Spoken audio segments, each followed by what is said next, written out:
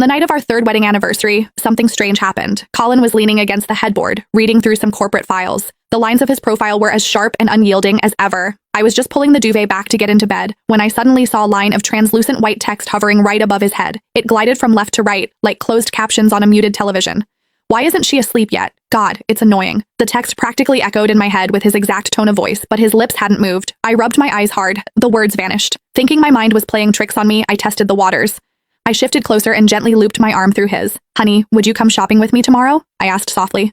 Instantly, another line of text materialized above his dark hair, clinging to me every single day. Doesn't she ever get exhausted? Yet, out loud, his actual words were, we'll see. My hand, entirely on its own accord, slipped away from his arm.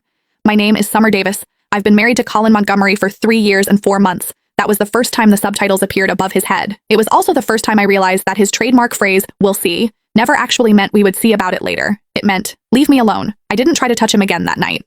Colin flipped a page of his document, and another line of text drifted through the air. Finally, some peace and quiet. Those 5 words cut deeper than anything he could have actually said out loud. I lay on the far edge of my side of the mattress, pulling the covers all the way up to my chin. My heart felt like it was being slowly pinched between someone's fingernails. The next morning, I woke up at 6 a.m., just like always. I spent 40 minutes in the kitchen making slow-simmered steel-cut oats with caramelized apples and pecans, pairing it with his favorite hand-ground espresso. Colin came downstairs, impeccable in his tailored suit, and sat at the kitchen island.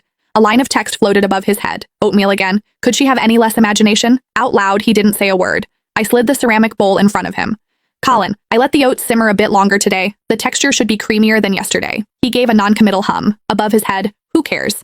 I stared at the bowl of oats, suddenly nauseous. 3 years, every single day, waking up at 6 to make sure he had a warm homemade breakfast. Cinnamon oats, avocado toast with perfectly poached eggs, freshly baked scones. I rotated them constantly. 3 years, over 1,000 mornings, and he had never cared about a single one of them. At 10 o'clock, my mother-in-law arrived. Constance Montgomery swept into the foyer wearing a gray cashmere coat, carrying 2 expensive jars of imported Manuka honey. Where is Colin? At the office, Constance. I took the honey with a practiced smile and turned to put the kettle on for her tea. A line of text drifted above Constance's perfectly coiffed hair, calling me by my first name as if she belongs here. My footsteps faltered for a fraction of a second. Constance settled into the living room sofa, her sharp eyes sweeping the space. Summer, the water in that crystal vase needs changing. It's looking cloudy. Of course, I'll change it right now. All she does is buzz around Colin all day, completely oblivious to how out of her depth she is. If her father hadn't saved my husband's life in that wreck, there is 0 chance my son would have ever married someone like her. The paragraph of text scrolled past, dense and suffocating. I stood at the kitchen sink, holding the heavy crystal vase.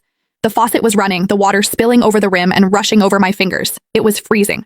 So this marriage was just a debt being paid.